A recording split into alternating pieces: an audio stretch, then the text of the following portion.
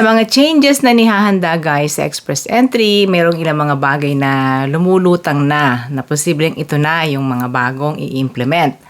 As we know, ang Express Entry po ang major application tool ng Canada for permanent residency. Taon-taon po mahigit 100,000 ang target nito na inaaprubahan as permanent residency. Kaya marami po ang umaasa dito. So tingnan natin guys ang ilan sa lumilitaw na posibleng magiging bago. Ayon po sa INC News, yan ang ating source ngayon. Ang ilan po sa lumilitaw sa consultations ay ang mga sumusunod. Una na nga po yung pag-aalis ng 3 major programs, gagawing isa na lang ito.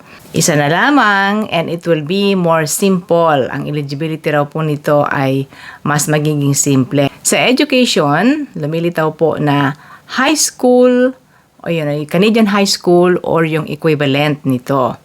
Sa language naman ay CLB6 na lang daw po ang kailangang ma-accomplish ng aplikante. O diba, mababa na.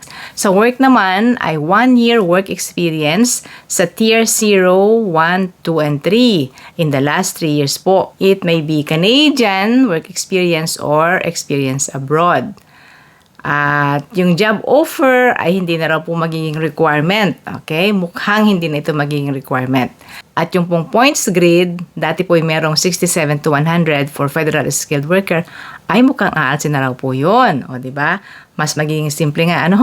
Kung kayo may application sa Express Entry, alam na alam po ninyo yan. Ito pa ang magandang balita guys. Ang category-based selection ay magpapatuloy.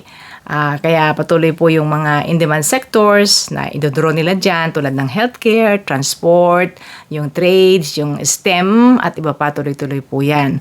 Kaya good news, di ba? At ito pa, mananatili din po ang mga draw sa Provincial Nominee Program, mga PNP.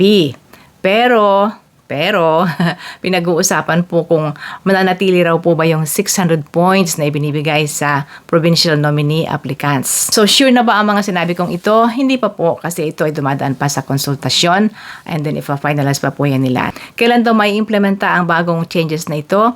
Well, ang estimate po baka next year pa, mga late next year 2027. So hindi pa po ito biglaan. Kung kayo po ay aplikante sa Express Entry, manatili po kayo sa inyong mga aktibidades. Kung kayo ay nasa pool, manatili sa pool. At baka sakaling mapasama pa kayo sa kasunod na mga draw bago ang changes. Sa Ate Menchi from Toronto. Thanks for watching.